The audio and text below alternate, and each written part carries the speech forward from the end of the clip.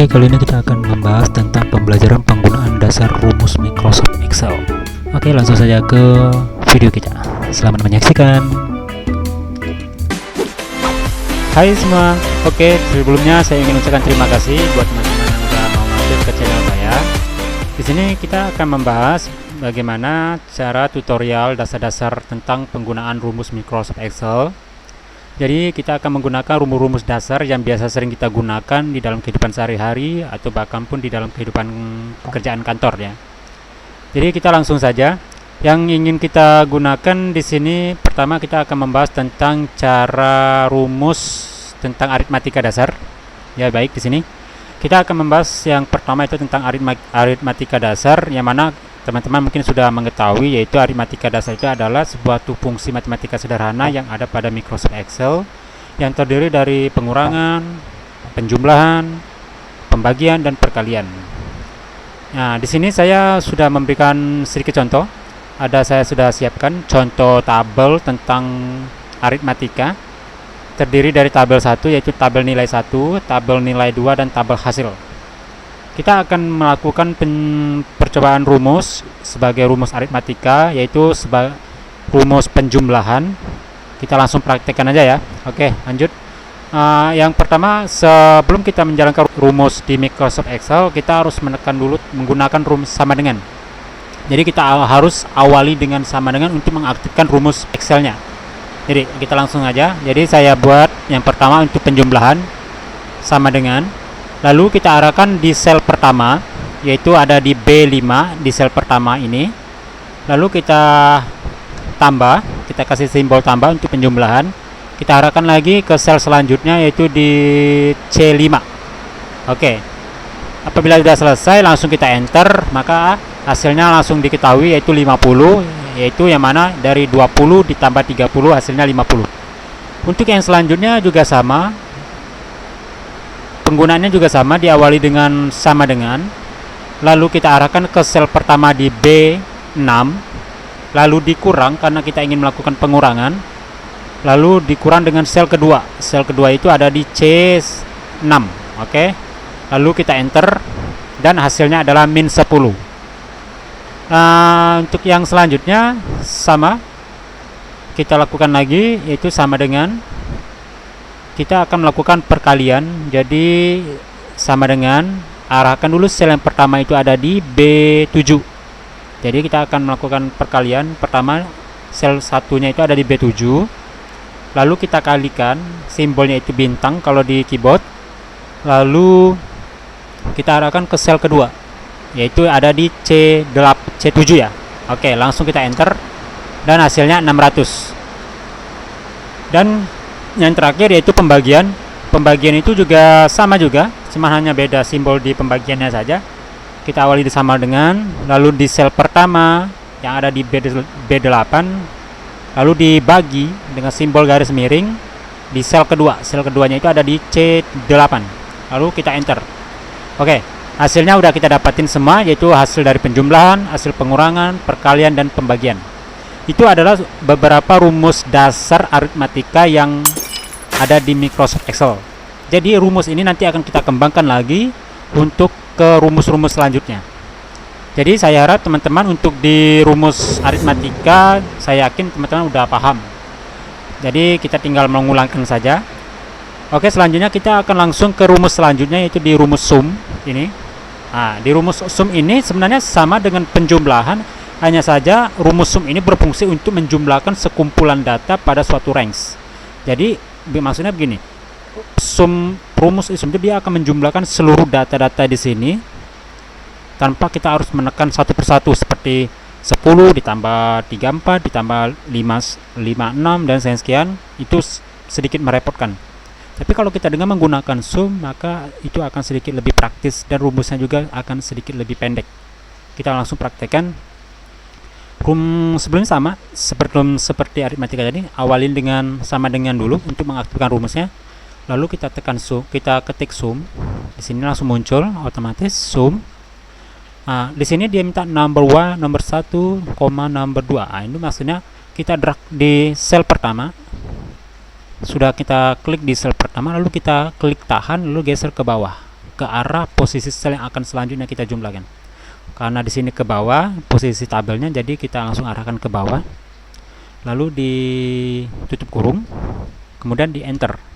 Maka hasilnya langsung kita dapatkan, yaitu 261 dari total penjumlahan yang ada di nilai tabel 1. Selanjutnya ada di tabel nilai 2, sama, kita ulang kembali untuk memahaminya lebih dalam lagi. Kita sama dengan, kita ketik sum lagi, lalu kita arahkan lagi sama seperti sebelumnya, lalu kita tutup kurung dan enter.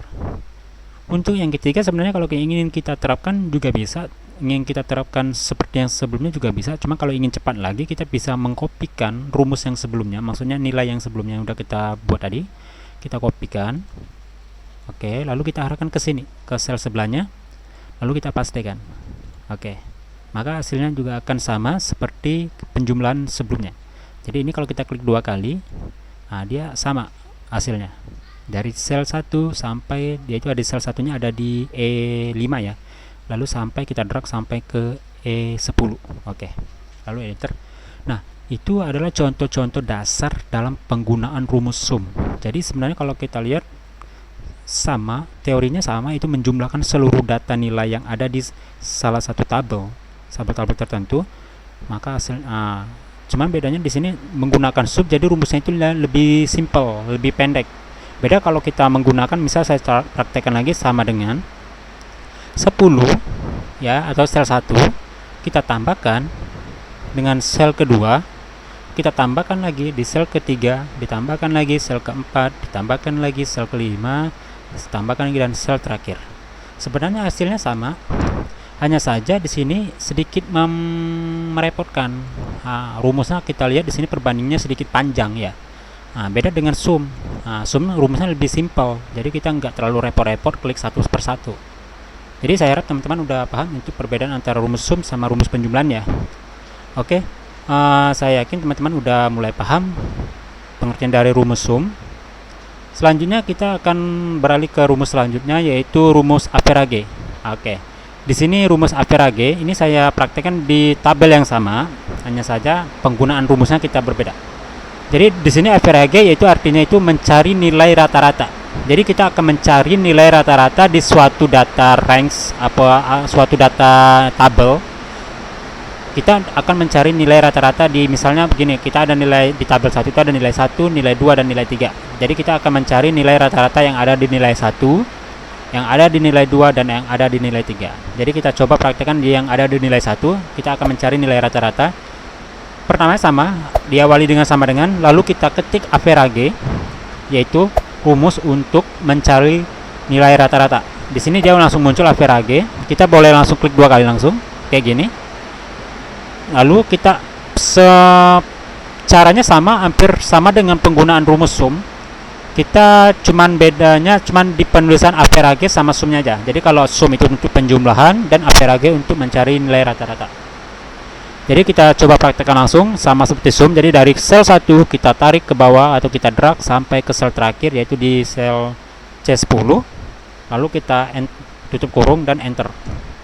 Nah, kita udah dapat nilai rata-rata dari total nilai yang ada di nilai 1, yaitu 43,5. Sama seperti yang sebelumnya, kita akan melakukan nilai rata-rata juga di nilai kedua, yaitu kita ketik lagi sama dengan average. Kita klik 2 kali, lalu kita drag kembali di sel 1 sampai sel terakhir, yaitu ada di D10. Lalu kita tutup kurung dan enter. Ini kita praktekkan lagi juga sama, atau kita mau praktekkan seperti yang kayak tadi, kita tinggal copy, lalu kita pastekan ke sini. Oke. Dan hasilnya juga akan sama seperti sebelumnya. Jadi ini adalah rumus dasar tentang tabel dasar ya, yang akan kita terapkan untuk mencari nilai rata-rata. Saya yakin teman-teman udah mulai paham untuk rumus ini dan sudah familiar lah ya, karena udah nggak asing lagi dengan rumus ini, karena ini sudah sering sekali digunakan, bahkan muncul pada saat kalian misalnya mau tes ujian atau mau bekerja, untuk lebih mempermudah kalian dalam mencari nilai data. Jadi untuk rumus average saya yakin teman-teman udah paham. Baiklah, kita selanjutnya langsung ke rumus selanjutnya. Rumus selanjutnya itu ada di max. max. Nah, ini max ini yaitu mencari nilai tertinggi dari suatu data. Jadi kita akan mencari, misalnya di sini ada 3 tabel nilai 1, nilai 2, dan nilai 3. Di antara tabel nilai 1 ini ada beberapa angka data. Yang akan kita cari di sini itulah nilai tertingginya di antara nilai 1 tabel yang ada di nilai 1 ini. Jadi untuk mencari nilai tertinggi kita bisa menggunakan rumus max. Jadi diawali dengan sama dengan lagi, kita ketik lagi max. Oke, dia udah muncul, klik 2 kali boleh. Nah, kita penerapannya sama seperti sum average, tinggal diklik sel 1 dan kita drag sampai sel terakhir. Oke, kita coba terapkan. Di sini saya sel 1 ada di D7 dan saya drag sampai terakhir ada di D12. Oke, kita tutup kurung lalu enter. Nah, kita udah dapat nilai tertinggi di tabel nilai 1, yaitu nilai tertingginya itu adalah 76. Ini kita lihat di sini ada paling tertinggi yaitu 76. Dan selanjutnya sama kita terapkan juga, kita akan mencari nilai tertinggi di tabel nilai 2. Kita max. Oke, kita drag lagi kembali sampai ke bawah, kita tutup kurung lagi lalu enter dan kita sudah mendapati yaitu nilainya 78. Dan kita terapin lagi, kalau mau diterapin seperti yang sebelumnya juga bisa, kita copy lalu kita pastikan. Oke. Nah, sekarang kita udah dapatkan nilai-nilai tertinggi dari setiap tabel berikut, yaitu nilai 1, nilai 2, dan nilai 3. Kita udah dapatkan nilai-nilai tertinggi. Jadi itulah penerapan untuk mencari suatu nilai tertinggi dari suatu range, yaitu ada di dalam suatu tabel. Kita dengan menggunakan rumus max. Jadi kita nggak mesti harus cari satu persatu. Aduh, udah nggak kebayang saya kalau seandainya nilainya itu angka-angkanya sampai ribuan atau ratusan, repot kita. Jadi kita tinggal menggunakan rumus max kayak gini, tinggal kita drag seluruhnya lalu kita enter, maka kita akan mendapatkan nilai tertinggi. Oke, saya yakin teman-teman sudah mulai semakin mendekati paham ya, mulai ya. Kita pelan-pelan. Kalau seandainya teman-teman masih bingung, bisa teman-teman flashback kembali videonya. Sekarang kita lanjut lagi ke di min. Di rumus selanjutnya yaitu di min. Min itu artinya itu mencari nilai terkecil, minim, mencari nilai minim, nilai terkecil dari suatu range data. Jadi kini kita coba. Kita akan mencari tabelnya sama, pokoknya saya terapin sama, cuma kita beda perumusannya saja. Cara penggunaannya kita akan gunakan di sini, kita akan mencari nilai terendah, yaitu dari nilai 1, nilai 2, nilai 3 ini kita akan mencari nilai terendah yang pertama di data nilai 1. Penerapannya sama, yaitu sama dengan kita ketik min ya. Lalu kita drag lagi sama seperti sebelumnya cara penggunaannya. Tutup kurung lalu enter. Dan kita akan mendapatkan nilai terkecilnya itu dari nilai 1 itu yaitu 10 nilai terkecilnya. Dan selanjutnya di nilai kedua kita terapkan juga sama, min juga kita ketik. Lalu kita drag lagi ke bawah nilai-nilai tertentu yang ingin kita bandingkan. Lalu tutup kurung. Dan selanjutnya kalau kita ingin buat manual lagi, misalnya begini, min. Kita drag lagi ke bawah sampai terakhir yaitu ada di berapa ya? Ini di F12 ya. Lalu enter. Sekarang kita udah dapatkan nilai-nilai terkecil dari suatu tabel yang telah kita buat tadi ya. Jadi kita udah belajar tentang sum, mencari penjumlahan, average, mencari tentang nilai rata-rata, max yaitu mencari nilai terbesar, dan min nilai terkecil. Untuk sampai sini mungkin saya harap teman-teman sudah mulai paham, sudah mulai sedikit memahami, dan mulai sedikit asik ya, mulai asik bahwa kalau belajar Excel, rumus-rumus Excel itu ternyata tidak serumit yang kalian bayangkan. Jadi kita bisa bermain di sini seperti bermain, anggaplah teman ini bermain game lah, main game tebak-tebakan gitu. Jadi selanjutnya di sini kita beralih lagi ke rumus selanjutnya yaitu countif. Ini countif. Countif yaitu rumus yang mana di sini saya sudah jelaskan, yaitu menghitung jumlah sel dalam suatu rank dengan kriteria tertentu. Jadi maksudnya gini, kita akan menghitung di sini ada tabel sederhana yang saya buat dari nomor 1 sampai 15 dan jenis kelamin. Ada W ini wanita, L ini laki-laki ya simbolnya. Jadi kita di sini akan menghitung berapa jumlah wanita dan berapa jumlah laki-laki. Di sini saya buat dulu wanita. Di sini L keterangannya ya. Oke, saya buat tabel baru. Oke, di sini kita akan menghitung berapa sih jumlah yang terdapat huruf W-nya di antara seluruh tabel jenis kelamin ini.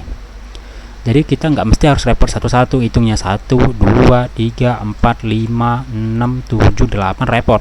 Kalau seandainya datanya sedikit sih nggak masalah, tapi kalau datanya sampai ribuan, ratusan, waduh, kalau kerja kalian mungkin nggak pulang kalian atau lembur lah. Jadi gini, kita ngitungnya dengan menggunakan rumus, yaitu salah satunya itu rumus COUNTIF. Ya, rumus yang digunakan memang untuk menghitung jumlah suatu sel dalam satu rank dengan kriteria tertentu. Jadi kita praktekkan. Caranya sama, diawali dengan sama dengan, lalu kita ketik COUNTIF ya. Di sini udah muncul. Oke, klik. Nah, di sini muncul ada ranks, kriteria. Jadi maksudnya ranks ini ranks dari mana sampai mana itu. Jadi yang kita terapkan dari D1, maksudnya D5 ya. Jadi kita akan terapkan dari D5 di sini, D5 sampai ke mana? Sampai ke paling terakhir di bawah. Di bawah itu ada di D19. Oke.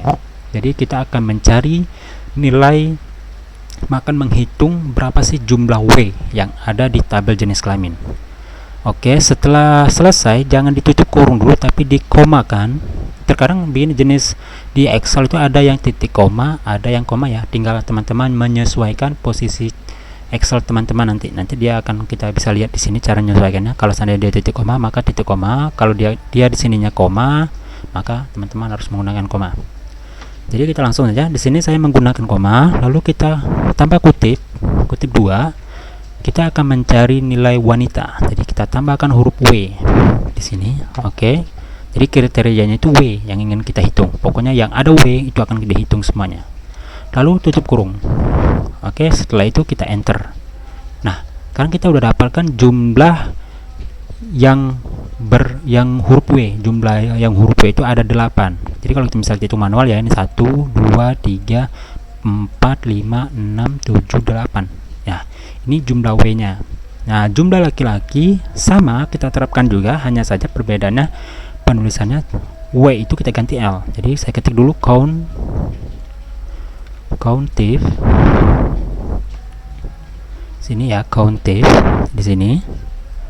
Oke, klik 2 kali. Sama penerapannya. Dari D5 kita tarik ke bawah sampai ke D19, kutip 2, lalu kita ketik L untuk mencari nilai kriteria L laki-laki, lalu tutup kurung. Oke, 7. Nah, sekarang kita udah dapatkan berapa sih jumlah wanitanya dan berapa jumlah laki-lakinya. Di sini terdapat jumlah W-nya atau wanitanya itu ada 8 dan jumlah laki-laki atau L-nya itu ada 7. Di sini seandainya ini saya lakukan perubahan, misalnya di nomor 8 nih saya ganti, ternyata dia wanita. Ya, ada sedikit salah pahaman, misalnya ini saya ganti W. Oke, nah di sini dia otomatis berubah. Jadi dia menyesuaikan posisi tabel yang telah kita tentukan tadi.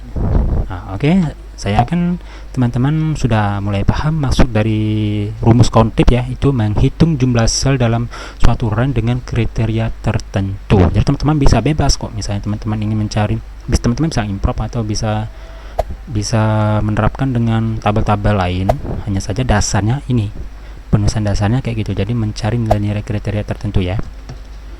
Oke, untuk COUNTIF saya yakin teman-teman udah paham, udah mulai sedikit memahami rumus-rumus dasarnya. Selanjutnya kita akan belajar ke rumus selanjutnya, yaitu di single if. Nah, single if ini itu mencari suatu nilai. Jadi di sini kita akan menggunakan rumus if. Jadi yaitu rumus itu mencari nilai jika kondisi benar atau salah. Jadi maksudnya begini, kita akan mencari suatu nilai perbandingan logika. Seandainya misalnya si A, jika si A maka si B, jika si C maka si A, itu misalnya. Jadi misalnya jika di sini kita buat keterangan, di sini saya ada buat tabel sederhana, yaitu nomor, nama siswa, nilai, dan predikat. Predikat ini kita akan buat statusnya kalau seandainya di atas, di sini kita buat keterangannya jika di atas atau sama dengan 75 maka dia lulus. Jadi kita akan buat keterangan ini dari nilai ini, di atas 75 atau sama dengan 75 dia akan berpredikat lulus. Jadi dia dinyatakan lulus. Kalau di bawah 75 atau 74, 73 dan seterusnya dia dinyatakan tidak lulus. Nah, Untuk menentukan itu agar kita bisa dengan menggunakan rumus single if atau if ya, atau biasa teman-teman sebutnya if. Jadi cara penggunaannya kita langsung terapkan. Rumusnya itu sama dengan kita ketik if, ini if ya. Lalu di sini logical test, koma, value is true atau value is false. Jadi logical testnya di sini kita akan membuat logikanya dulu. Jika, maksudnya jika si nilai misal jika nilai Jono itu 85 lebih besar dari 75, maka dia dinyatakan lulus atau tidak lulus. Nah, nanti kita tentukan di situ. Jadi saya buat di sini nilainya, ini patokan kriterianya di sini kita jadikan patokannya ya. Ini. Oke, jadi nilai ini akan kita jadikan perbandingan 75-nya. Oke. Jadi kita mulai dari D, ada di D5. Oke. Jika D5 lebih besar sama dengan 75, oke, maka ini kita komain dulu ya, maka baru kita kutip. Nah, maka dia lulus. Oke, bikin keterangan lulus. Nah, jika jadi selain dari itu, jadi selain dari rumus yang ini, kita buat lagi kutip buat dulu, sorry, lalu kita koma ya, maksudnya selain dari itu maka dia tidak lulus. Nah, tidak lulus. Oke. Nah, ya oke, tutup kurung. Nah, jadi kita sedikit pahami rumusnya. Jadi D5 ini kita anggap asumsikan ya, misalnya nilainya 85 nih, kita buat nih, asumsikan ya. Jadi 85 lebih besar sama dengan 75. Benar atau enggak? Benar. Oke, kalau benar berarti dia seharusnya lulus. Nah, jadi kalau lulus berarti seharusnya nanti akan ditampilkan yaitu yang ini, lulus, yang akan ditampilkan nanti. Jadi kalau seandainya nilainya 50, lalu kalau misalnya kita tulis di sini 50 lebih besar sama dengan 75, berarti 50 itu masih di bawah 75 kan? Nah, jadi kalau dia masih di bawah 75, otomatis dia nanti yang akan ditampilkan ya ini tidak lulus. Oke. Nah, jadi kita langsung enter. Ini setelah kita udah pahami, kita enter. Oke, ini dia udah dapat nih, otomatis dia langsung dapat lulus karena dia mendapatkan predikat nilai di atas 75 atau pas 75 ya. Nah, untuk selanjutnya teman-teman bisa, biar nggak repot lagi mengetik ulang lagi satu-satu kan repot, teman-teman bisa mengcopy aja sama seperti penerapan sebelum, rumus-rumus sebelumnya, di copy, lalu teman tarik klik ke bawahnya, di drag sampai batas sel yang ingin teman-teman hitung predikatnya. Di sini ada batasnya E12 ya. Oke, jadi saya blok ini dari E6 sampai ke E12. Setelah saya blok, saya klik kanan lalu saya pastikan. Oke. Nah, dia langsung muncul di sini predikat-predikat yang telah kita buat tadi. Jadi di sini kita udah bisa membaca dari predikat nilai Zenut, ternyata ada dua nilai atau dua nama yang dinyatakan tidak lulus. Kenapa di sini? Karena di sini nilainya masih di bawah 75, yaitu 73 dan 55. Nah, jadi kita udah tahu siapa saja yang lulus dan siapa saja yang tidak lulus. Oke. Jadi kalau seandainya ratusan ribuan, kita nggak repot-repot lagi mencari satu persatu. Jadi dengan menggunakan rumus ini, sekali satu rumus saja, lalu sisanya kita copy ke bawah, maka dia otomatis akan terbuat rumus otomatis ya, kayak gini. Jadi kalau kayak klik ini sama. Nah, oke. Saya yakin teman-teman udah mulai paham bagaimana untuk rumus if. Simple ya untuk rumus if. Jadi teman-teman nggak perlu repot lagi. Jadi sini kita lihat lagi, saya kalau misalnya teman-teman belum masih paham, boleh teman-teman ulang lagi di video sebelumnya, review lagi, teman-teman ulang pahamin lagi dan langsung teman praktekkan. Oke, untuk rumus single if saya harap teman-teman sudah mulai sedikit memahami, sudah mulai paham maksudnya. Oke, selanjutnya kita akan beralih ke rumus selanjutnya, yaitu di multi if. Nah, multi if, nah gini, ini multi if ya. Multi if itu maksudnya di sini mencari nilai jika kondisi benar atau salah dengan banyak perbandingan. Nah, kita akan membandingkan ya. Kalau yang sebelum single if tadi kan kita membandingkan hanya satu. hanya lulus atau tidak lulus. Nah, tapi kalau ini multi if dia ini kita memperbandingkannya lebih dari satu, lebih dari dua, tiga, atau lebih dari satu, lebih dari dua ya. Kita lebih banyak perbandingannya. Jadi misalnya di sini kalau seandainya di sini kan saya buat keterangan nih. Di sini contoh misalnya nilainya dari 100 sampai dengan 85, maka dia akan mendapat predikat nilai A. Gitu. Kalau dia di atas 85 atau sama dengan 85, dia akan dapat nilai A. Terus kalau di bawah 84, di bawah 85, maksudnya mulai dari 84 sampai 75, maka dia akan mendapat nilai B, dan seterusnya. Oke. Jadi cara penggunaannya kita langsung praktekkan. Diawali dengan sama dengan, hampir sama kayak sebelumnya, pakai if juga. Di sini penerapannya if, kita ketik dulu, lalu kita buka kurung. Nah, di sini kita akan jadikan bahan perbandingannya ada di sini, ada di E6 ya. Pokoknya ada di barisan E6. Ini adalah bahan perbandingan logika yang akan kita bandingkan. Jadi ini patokan kita. Pedomannya ada di E6. Ini kalau di tabel saya ya di E6. Kalau teman-teman mungkin bebas, mungkin mau di E berapa. Jadi di video saya ada di E6 patokannya. Jadi kita buat di sini keterangan yang pertama itu untuk mendapatkan nilai A itu dia dari 100 sampai 85.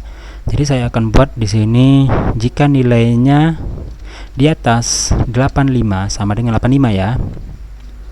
Oke. Maka dia akan mendapat nilai predikat A. Oke, kutip 2. Selesai. Untuk perbandingan predikat A sudah selesai. Selanjutnya kita buat lagi if lagi untuk melakukan perbandingan selanjutnya. Ketik lagi if ya, saya di koma dulu, lalu lanjut if lagi, lalu buka kurung kembali, dan kita klik lagi di E6 nya lagi untuk bahan perbandingan. Kita ngebandingkannya tadi kan sebelumnya 85 sama dengan, nah sekarang E6 lebih besar sama dengan berapa di sini, 84 terakhir ya di sini ya. Oh jangan 84, maksudnya di sini 75. Kita ambil yang di sininya. Oke, nah 75. Oke, koma, maka dia akan mendapat predikat B. Kutip. Nah, oke. Jadi dua ini udah dapat nih kita. A atau B. Nah, lalu koma lagi, kemudian kita if kan lagi. Ketik lagi if, buka kurung. Kita ambilkan lagi nilai pedomannya, nilai patokan kita, yaitu tempat nilai pedomannya ada di E6, bahan perbandingannya ya. Kita buka lagi, lebih besar sama dengan berapa? 65.